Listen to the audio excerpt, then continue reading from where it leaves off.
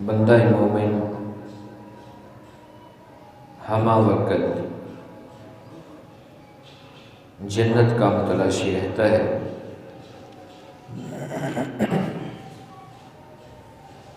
کہ اللہ کسی بھی طریقے سے میرے گناہوں کو معاف کر کے مجھے اپنی جنت کا وارث بنا دے۔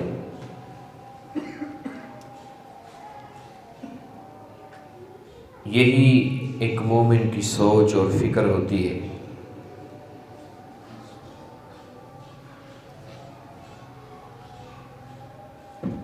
اسی حوالے سے سابقہ خطبہ کے اندر 2 اعمال ایسے ہم نے ان کا ذکر کیا تھا جو انسان کو جنت کی طرف لے کر جاتے ہیں۔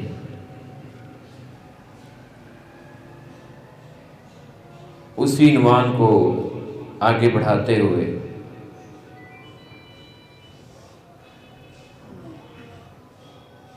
کلمہ توحید کے بعد جو چیز سب سے زیادہ ضروری اور اہم ہے حقوق اللہ میں سے، وہ نماز ہے۔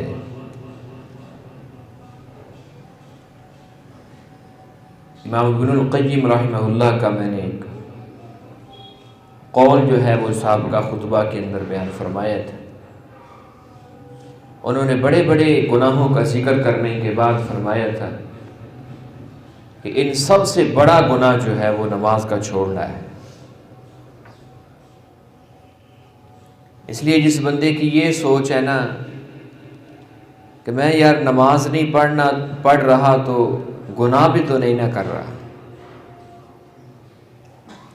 لوگ یہ جملہ بولتے ہیں جب ان کو نماز کا کہا جائے،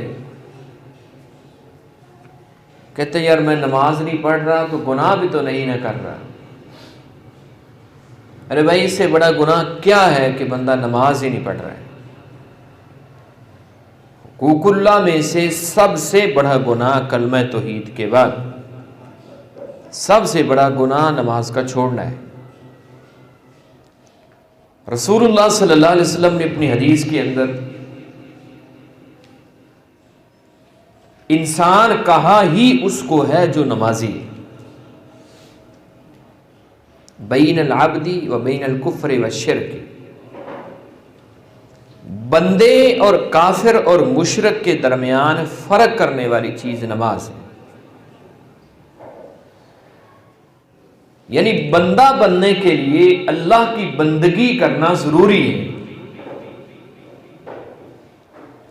جو کافر ہے، جو مشرک ہے، اللہ کی بندگی نہیں کرتا، اس کے بارے میں تو قرآن نے بھی کہا ہے اولئک کالانعام بل ہم اضل، وہ چوپاؤں کی مانند ہیں بلکہ چوپاؤں سے بھی گئے گزرے ہیں۔ کیوں چوپاؤں سے گئے گزرے ہیں؟ کہ زمین کی ہر مخلوق اللہ کا ذکر کرتی ہے، اللہ کی عبادت کرتی ہے۔ تو سبح لہ السماوات والارض ومن فیہن، زمین کے اندر جو بھی چیز ہیں وہ اللہ کا ذکر کرتی ہیں، اللہ کی بندگی کرتی ہیں، اللہ کی تسبیحات پڑھتی ہیں، اللہ کی حمد کرتی ہیں۔ انسان اشرف المخلوقات ہو کے بھی اللہ کو نہ یاد کرے، اس کی زندگی میں اللہ کی عبادت نہیں ہے، وہ بندہ ہو کے بھی اپنے معبود کی عبادت نہیں کرتا، قرآن کہتا ہے ایسا شخص بندہ کہلانے کا حقدار ہی نہیں۔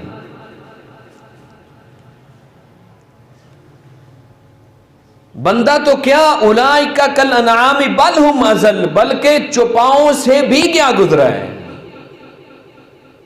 وہ بھی اللہ کی تسبیحات کرتے ہیں لیکن انسان نہیں کرتا۔ اسی لیے نبی صلی اللہ علیہ وسلم نے فرمایا بندے اور کافر کے درمیان، بندے اور مشرک کے درمیان فرق کرنے والی چیز نماز ہے۔ اور میں اور آپ دیکھ سکتے ہیں، بھلے ہماری شکلیں انسانوں جیسی ہیں، ہمارے جسامت انسانوں جیسی ہے، ہمارے قد و قامت انسانوں جیسے ہیں، لیکن کیا میں حقیقت کے اندر وہ بندہ ہوں جو مجھے بنا کر بھیجا گیا؟ بے نماز کے اللہ کے رسول صلی اللہ علیہ وسلم کے ہاں کیا قدر و منزلت۔ اس کا کیا مقام ہے؟ صحابہ کرام بیان کرتے ہیں کہ نبی صلی اللہ علیہ وسلم کے زمانے کے اندر کوئی ایسا عمل نہیں تھا سوائے نماز کے چھوڑنے کے، کوئی ایسا عمل نہیں تھا جس کو نہ کرنے سے کسی بندے کے اوپر کفر کا فتویٰ لگایا جا سکے۔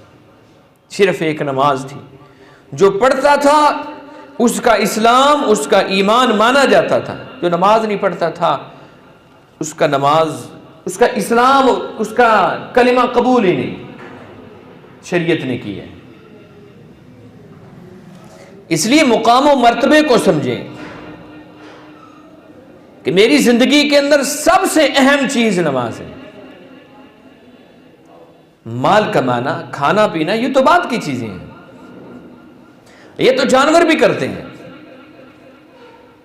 بچے پیدا کر جانور بھی کرتے ہیں، جانور بھی اپنے بچوں کی دیکھ بھال کرتے ہیں، وہ بھی اپنی ضروریات کا خیال رکھتے ہیں۔ انسان اور جانور کے درمیان فرق اللہ رب العزت نے عبادت کا رکھا ہے کہ اپنی زندگی میں سے وقت نکالتا ہے نماز کے لیے۔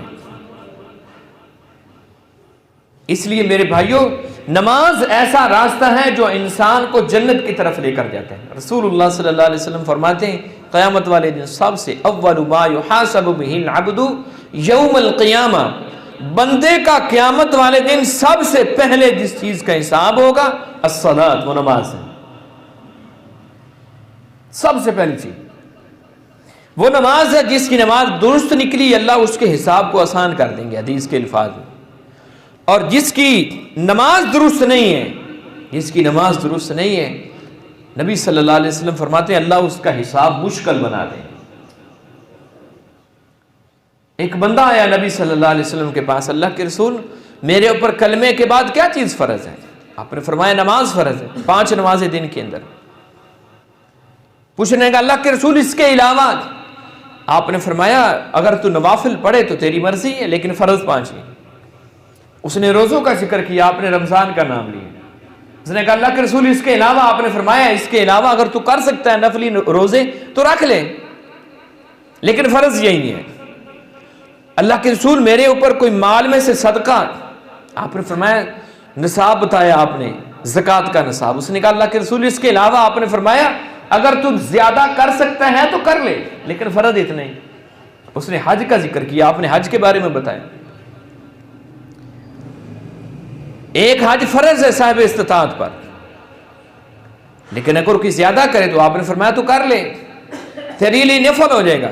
اس نے کہا اللہ کے رسول میں نہ اس سے زیادہ کروں گا جو آپ نے بتایا ہے، نہ اس سے کم کروں گا، صرف اتنا ہی پڑھوں گا۔ وہ جا رہا تھا، نبی صلی اللہ علیہ وسلم نے فرمایا جس شخص نے جنتی بندہ دیکھنا ہے نا وہ اس کو دیکھ لے، جس نے جنتی بندہ دیکھنا ہے وہ اس کو دیکھ لیں۔ حقوق العباد میں سے جو چیز، حقوق اللہ میں سے جو چیز انسان کو جنت کی طرف لے کر جاتی ہے وہ نماز ہے۔ اس لیے صحابہ کرام کے نزدیک سب سے زیادہ اہمیت نماز کی تھی۔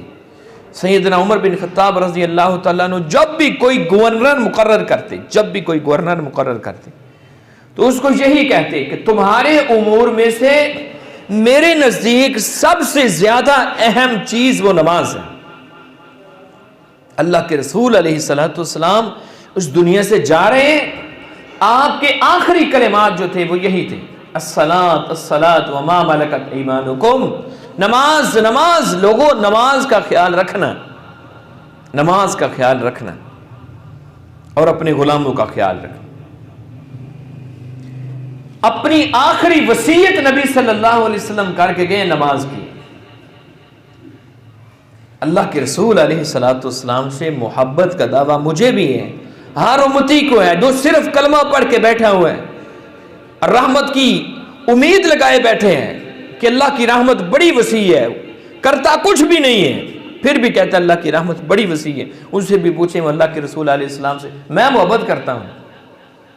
اللہ کے رسول علیہ السلام کی آخری وصیت نماز کی ہے، اس کے اوپر میرا اور آپ کا عمل کتنا ہے؟ میرا اور آپ کا عمل کتنا ہے؟ یہ نبی صلی اللہ علیہ وسلم کی زندگی کے اندر نماز کی کیا اہمیت ہے؟ صحابہ بیان کرتے ہیں نبی صلی اللہ علیہ وسلم جب بھی کوئی پریشانی آتی، آپ نماز کے ساتھ اپنے دل کو تسکین پہنچاتے اور کیا فرماتے ہیں؟ قرۃ عینی فی الصلاۃ، میری آنکھوں کی ٹھنڈک نماز کے اندر رکھی گئی، نماز کے اندر رکھی گئی ہے۔ جو نماز کے انتظار میں بیٹھا ہوا ہے اس کی قدر و منزلت کیا ہے؟ جو نماز پڑھ کے اپنی جگہ پر بیٹھا رہتا ہے اس کی قدر و منزلت کیا ہے؟ نبی صلی اللہ علیہ وسلم فرماتے ہیں جو بندہ نماز کے انتظار میں ہے، نماز کے انتظار میں بیٹھا ہے، وہ مسجد میں آ کر وہ کچھ بھی نہیں کر رہا، آپ صلی اللہ علیہ وسلم نے فرمایا اللہ کے ہاں یہ بندہ نمازی لکھا گیا ہے، گویا کہ یہ نماز ہی پڑھ رہے ہیں، نماز ہی پڑھ رہے ہیں۔ آپ نماز کے اندر ہیں، نماز کا انتظار کر رہے ہیں، نماز کے اندر ہیں،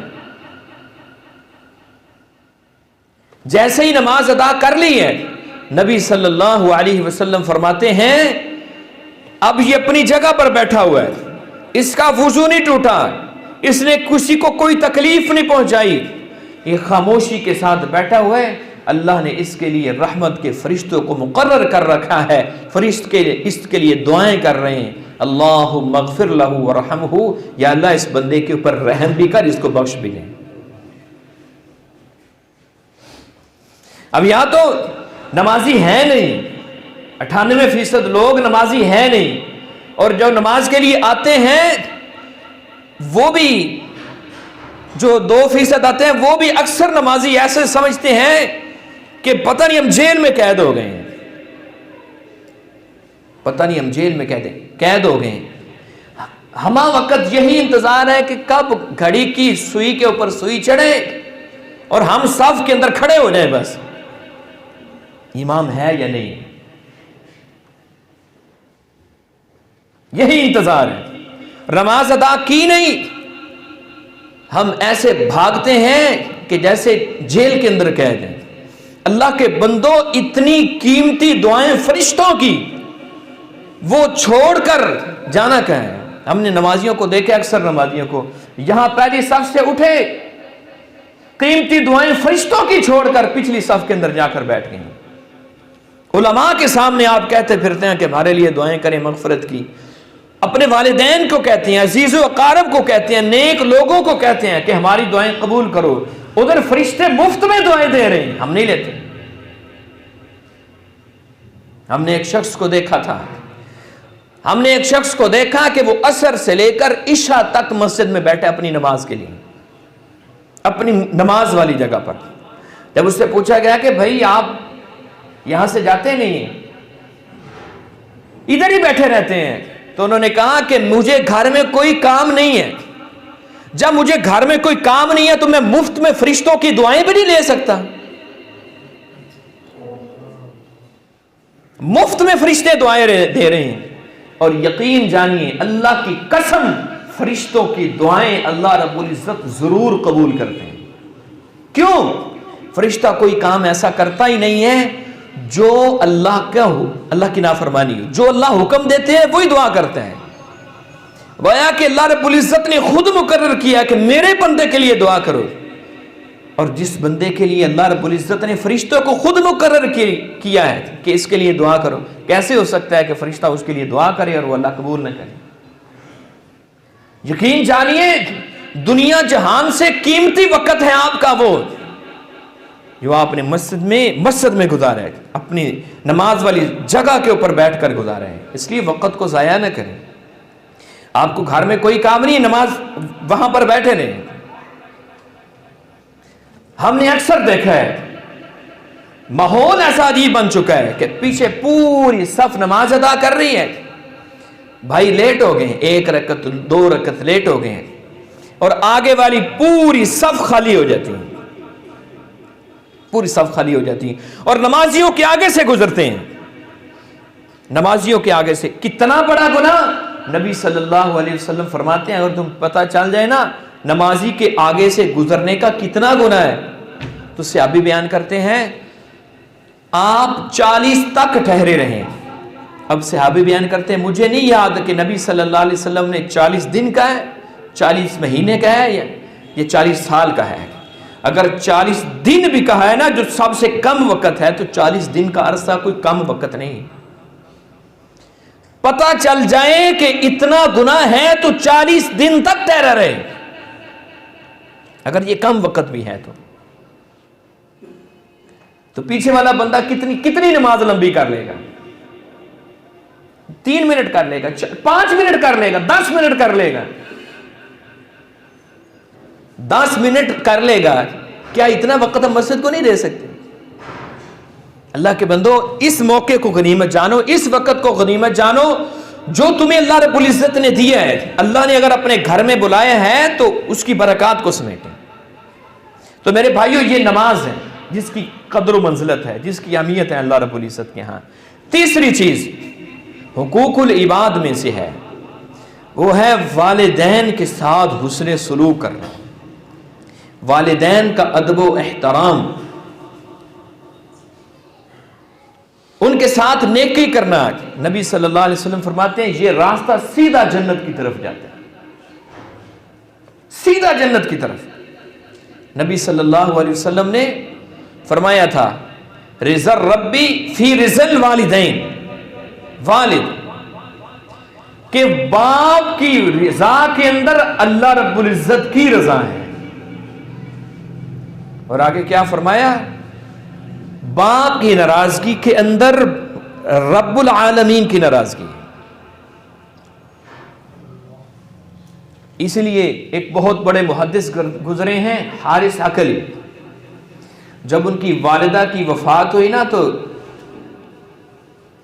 راوی بیان کرتے ہیں کہ اس سے پہلے کبھی ان کو اتنا روتے ہوئے نہیں دیکھا گیا، کبھی نہیں دیکھا گیا.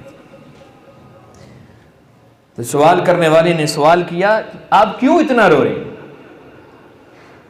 آپ کے رونے کی وجہ کیا ہے؟ اور بھی آپ کے عزیز و اقارب بھی تو آپ سے جدا ہوئے ہوں گے، آپ کے بڑے بڑے نقصان بھی ہوئے ہوں گے، لیکن اس نقصان پہ آپ اتنا کیوں رو رہے ہیں کہ آپ کی والدہ کی وفات ہوئی ہے؟ فرمانے لگے میں کیوں نہ روؤں. تابعی بیان کرتے ہیں، محدث بیان کرتے ہیں جن کے ہاں اس نیکی کی قدر و منزلت تھی، کہتے ہیں میں کیوں نہ روؤں، میرے لیے جنت کا ایک دروازہ بند کر دیا گیا، جنت کا ایک دروازہ بند کر دیا گیا میرے لیے، میں کیوں نہ روؤں. رسول اللہ صلی اللہ علیہ وسلم نے، آپ صلی اللہ علیہ وسلم نے جنت کے اندر دیکھا کہ حارثہ وہ قرآن مجید کی تلاوت کر رہے ہیں. حارثہ بن نعمان جنت کے اندر قرآن مجید کی تلاوت کر رہے ہیں. تو سوال کیا گیا یہ کون جنت کے اندر قرآن مجید کی تلاوت کر رہے ہیں؟ تو آپ کو بتایا گیا یہ آپ کا صحابی حارثہ بن نعمان ہے جو جنت کے اندر قرآن مجید کی تلاوت کر رہے ہیں. پوچھا گیا یہ شرف کیوں ملا ہے، یہ مقام کیوں ملا ہے؟ تو جواب ملا کہ یہ صحابی بہت زیادہ نیکیاں کرنے والے تھے. ان کی نیکی پتہ کیا تھی؟ حدیث کے الفاظ ہیں صحابہ میں سے سب سے زیادہ اپنے والدین کی خدمت کرنے والے جو صحابی تھے وہ حارثہ بن نعمان تھے. اللہ نے جنت میں داخل بھی کیا ہے اور جنت کے اندر قرآن مجید کی تلاوت کر رہے ہیں. اس لیے یہ جو بوڑھے ہاتھ ہیں نا، جو آپ کی جوانی کے اندر بوڑھے ہوئے ہیں، آپ کو جوان کرتے کرتے بوڑھے ہوئے ہیں، جن کی کمریں جھک گئی ہیں آپ کو جوان کرتے کرتے، ان کی قدر و منزلت کو سمجھیے. قرآن مجید کے اندر ایسے نہیں اللہ رب العزت نے کہا فَلَا تَقُلْ لَهُمَا اُفٍّ، اور اس کو بچپن کی عمر کہا گیا ہے. ان اردَ الى ارذل العمر، پہلی عمر کے اندر واپس لوٹانا اس کو کہا گیا ہے. پہلی عمر کے اندر بندہ کیا کرتا ہے؟ پتہ ہے کیا کرتا ہے؟ عبد المالک مجاہد حفظہ اللہ تعالی انہوں نے ایک واقعہ نقل کیا ایک بیٹے اور باپ کا کہ بچپن کے اندر بندہ کیا کرتا ہے اور بڑا ہو کر اپنے آپ کو کیا سمجھتا ہے. ایک بیٹا اپنے باپ کی بہت زیادہ خدمت کرتا تھا، اتنی خدمت کرتا تھا کہ ایک دن اس کو اتنا یقین ہو گیا، باپ کے سامنے بیٹھا اور کہنے لگا ابا جان میں نے آپ کی خدمت کا حق ادا کر دیا نا؟ باپ نے کہا ہاں بیٹا آپ نے حق ادا کر دیا ہے، لیکن میری یہ خواہش پوری کر دو۔ اگر وہ خواہش پوری کر دو گے تو مجھے یقین ہو جائے گا کہ تم نے میرا حق ادا کر دیا۔ جی ابا جان کیا خواہش ہے؟ بیٹا میں نے سیب کھانے ہیں، سیبوں کی ایک پیٹی لے کر آؤ۔ سیب لائے گے۔ بیٹا یہاں پہ نہیں کھانے، فلاں پہاڑ کے اوپر چڑھ کے کھانے ہیں۔ پہاڑ کے اوپر پہنچائے گے۔ باپ بھی پہنچا، بیٹا بھی پہنچا، سیب بھی پہنچے۔ بیٹے نے ادب کے ساتھ، احترام کے ساتھ سیب اپنے باپ کے ہاتھ میں تھمایا۔ باپ نے سیب نیچے پھینک دیا۔ کہا بیٹا اٹھا کے لاؤ۔ وہ گیا اٹھا کے لایا واپس، باپ کے ہاتھ میں پھر دیا، باپ نے پھر پھینک دیا۔ جاؤ بیٹا اٹھا کر لاؤ۔ تیسری دفعہ جب پھینکا نا تو باپ نے دیکھا کہ بیٹے کے چہرے کے اوپر غصے کے آثار ہیں۔ بیٹے کے چہرے کے اوپر غصے کے آثار ہیں۔ والدین کیا کرتے ہیں ہمارے لیے؟ اس وقت باپ نے کہا بیٹا تیسری مرتبہ تیرے چہرے کے اوپر غصہ آ گیا ہے۔ یہی مقام تھا جس جگہ پر آج تو ہے، وہاں پر میں تھا، اور میری جگہ پر اس وقت تو تھا۔ تیرے ہاتھ میں ایک بال تھی، ایک گیند تھی، تو نے 40 مرتبہ اس گیند کو نیچے پہاڑ سے پھینکا تھا، میں 40 مرتبہ اٹھا کر لایا تھا، میرے چہرے کے اوپر ایک دفعہ بھی غصہ نہیں آیا تھا۔ ہر دفعہ مجھے عجیب ایک خوشی محسوس ہوتی تھی کہ میرا بیٹا کیسے خوش ہو رہا ہے۔ اب بتا تو نے میرا حق ادا کیا ہے یا نہیں؟ کیا کرتے ہیں والدین؟ نبی صلی اللہ علیہ وسلم کے پاس ایک صحابی آیا تھا، اللہ کے رسول میرا باپ مجھ سے میرا سارا ہی مال لے لیتا ہے، مجھے کچھ بھی نہیں دیتا ہے، سارا ہی مال لے لیتا ہے۔ نبی صلی اللہ علیہ وسلم نے اس کے باپ کو پیغام بھجوایا۔ بتانے والے نے بتایا کہ تیری شکایت پہنچ گئی اللہ کے رسول علیہ السلام کے پاس۔ وہ بوڑھا باپ آ رہا ہے اور دل میں اشعار پڑھ رہا ہے۔ ان اشعار کو اگر آپ دل کی زبان سے سنیں گے نا، دل کے کانوں سے، بندہ ہل کے رہ جاتا ہے۔ ان اشعار کا ترجمہ یہ ہے کہ بیٹا کبھی وہ وقت تھا میرے مال کی ضرورت تجھے تھی، میں نے اپنا سب کچھ تیرے اوپر نچھاور کر دیا۔ کبھی وہ وقت تھا کہ رات کی تاریکیوں کے اندر تو بیمار ہوتا تھا، میں ساری رات تیرے لیے جاگتا تھا، ساری رات۔ باپ اپنے احسانات گنوا رہے ہیں۔ اشعار پڑھتے پڑھتے نبی صلی اللہ علیہ وسلم کے پاس آ گئے۔ وہ بوڑھا ابھی آ کر بیٹھا تھا تو نبی صلی اللہ علیہ وسلم نے فرمایا ابھی میرے پاس جبرائیل آئے ہیں۔ اللہ رب العزت نے پیغام بھجوائے، اللہ رب العزت نے، کہ اس بوڑھے باپ سے کہو جو اشعار تو راستے میں دل ہی دل میں پڑھ رہا تھا وہ اشعار میں محمد کو بھی سنا۔ اس نے اشعار پڑھنے شروع کیے، سنا رہا ہے نبی صلی اللہ علیہ وسلم کو۔ اللہ کے رسول علیہ السلام نے رونا شروع کر دیا۔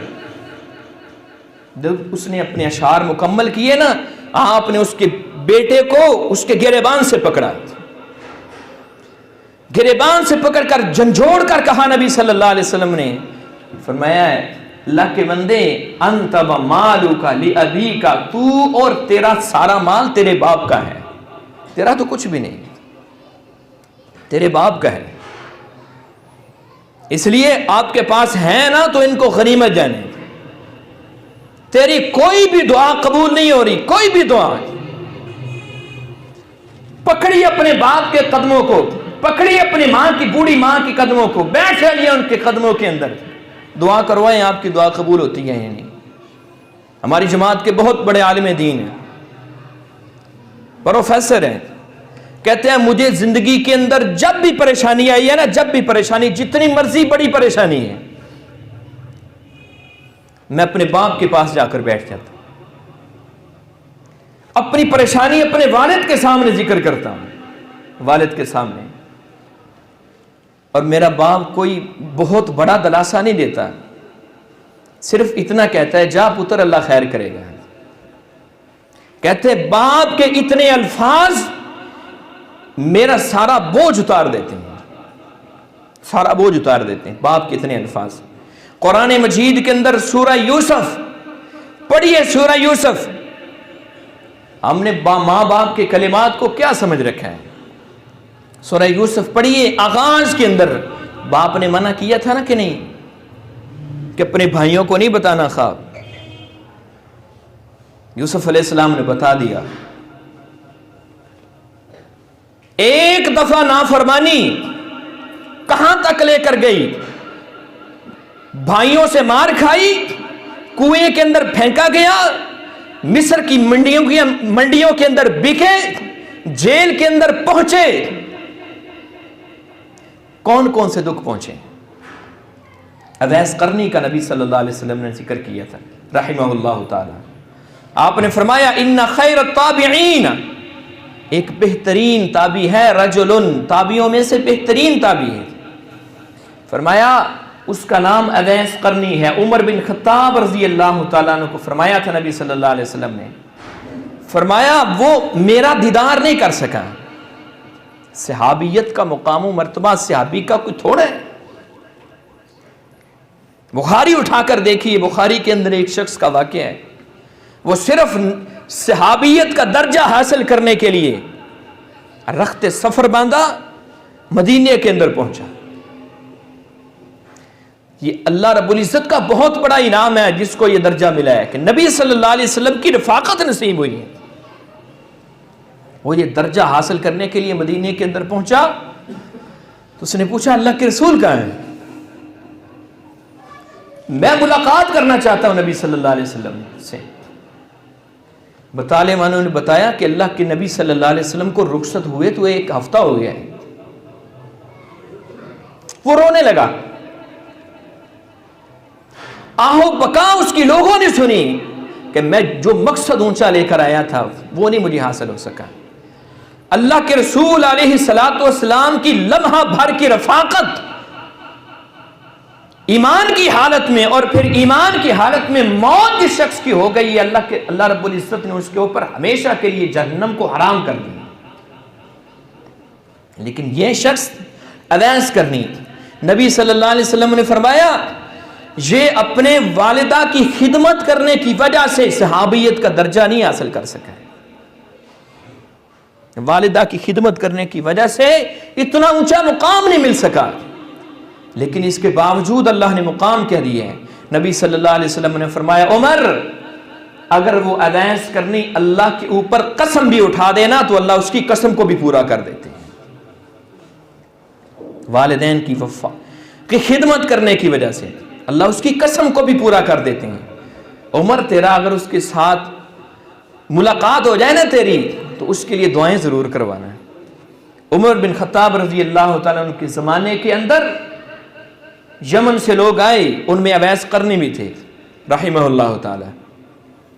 انہوں نے پھر اس اویس قرنی سے دعا کروائی. عمر بن خطاب رضی اللہ تعالیٰ عنہ جیسے شخص نے اویس قرنی پوچھنے لگے کیا دعا کروں؟ فرمایا میرے لیے اور پیغمبر علیہ السلام کی امت کے لیے دعائیں کرتے ہیں. یہ مقام, یہ شرف اللہ رب العزت نے عطا کیے, یہ شرف عطا کیے. لیکن ایک بات جو ہر دوسرے تیسرے گھر کا رونا دھونا ہے, والدین کا مقام اپنی جگہ ہے, لیکن والدین کی خدمت اس بات کا قطعاً تقاضا نہیں کرتی. یہ میری بات ذرا توجہ کے ساتھ سنیے گا. ہر دوسرے تیسرے گھر کا رونا ہے ساس اور بہو کی لڑائیاں. نہ بیوی کی محبت یہ تقاضا کرتی ہے کہ والدین کے ساتھ بدتمیزی کی جائے, اور نہ والدین کی محبت یہ تقاضا کرتی ہے کہ بیوی کے اوپر ظلم و ستم کیا جائے. اسلام عدل کے اوپر قائم ہے, عدل کا نظام ہے. جو مقام اللہ نے ماں کو دیا ہے وہ ماں کو دے, جو باپ کو دیا ہے وہ باپ کو دے, جو بیوی کو دیا ہے وہ بیوی کو دے. ہمارے ہاں مصیبت یہ ہے یا تو ماں اور باپ کی محبت میں آ کر بیوی کے اوپر ظلم و ستم کیا جاتا ہے اور نتیجہ طلاق تک پہنچ جاتا ہے, یا بیوی کی محبت میں آ کر والدین کی حقوق پامال کیے جاتے ہیں.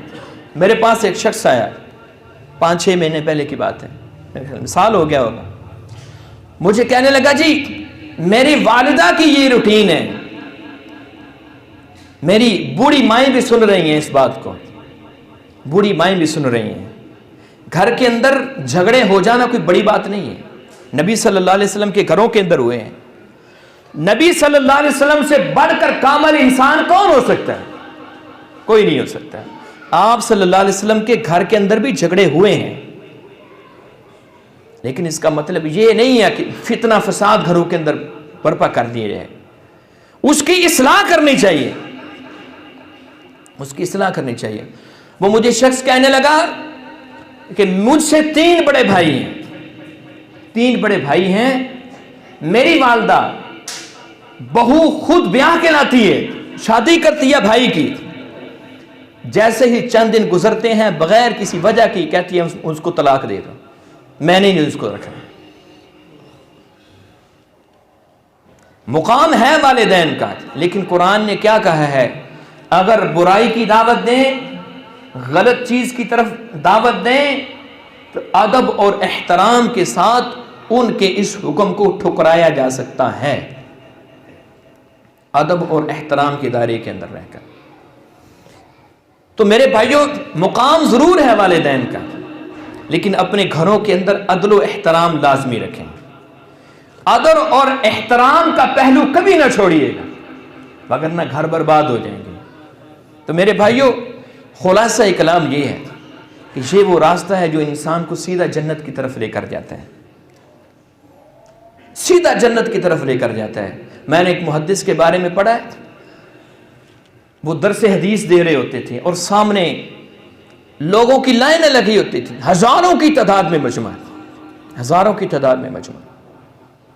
اسی حالت میں والدہ آ کر کہتی بیٹے کو، مقام کیا ہے؟ محدث کا مقام کیا ہے؟ ادھر والدہ ہے، والدہ آ کر کہتی بیٹا چلو ہماری جو مرغیاں ہیں نا ان کو دانہ ڈالو. حدیث پڑھا رہے ہیں. مقام و مرتبہ کیا ہے؟ ممبر رسول کے اوپر بیٹھے ہوئے، سامنے لاکھوں کا مجمع ہے اور ادھر ماں کا حکم ہے. اور محدث اسی طرح خاموشی سے اٹھتا، حدیث کو بند کر کے جاتا، پہلے والدہ کے حکم کو مانتا، پھر آ کر دوبارہ درس حدیث دینا شروع کر دیتا، درس حدیث دینا شروع کر دیتا. اور والدین سے بھی یہ درخواست ہے کہ پریشانیوں کے اندر تنگ آ کر اپنے بچوں کو بد دعائیں نہ دیے کریں. نبی صلی اللہ علیہ وسلم نے پتہ کیا فرمایا؟ فرمایا 3 بندوں کی بد دعا اللہ رب العزت رد نہیں کرتے ہیں. 3 بندوں کی بد دعا، ان میں سے ایک شخص وہ ہے والدین جو اپنی اولاد کے لیے دعائیں کرتے ہیں. آپ کی دعا آپ کے بچوں کو پتہ نہیں کہاں تک لے جا سکتی ہے. اور تھوڑے سے غصے کے اندر اگر آپ اپنے والدین اپنے بچوں کو بد دعا دیتے تھے تو اللہ لاکھوں بار توبہ، آپ کی بد دعا آپ کے بچے کو پتہ نہیں کہاں تک لے جا سکتی ہے، کہاں تنزلی کے اندر لے کر جا سکتی ہے. اللہ رب العزت سے دعا ہے کہ اللہ ہمیں والدین کے خدمت گار بنا کر رکھے. اللہ جن کے والدین زندہ ہیں اللہ ان کی زندگیوں کے اندر برکتیں پیدا فرمائے. جن کے والدین دنیا سے چلے گئے ہیں یا اللہ ان کی والدین کو کرور جنت نصیب فرمائے.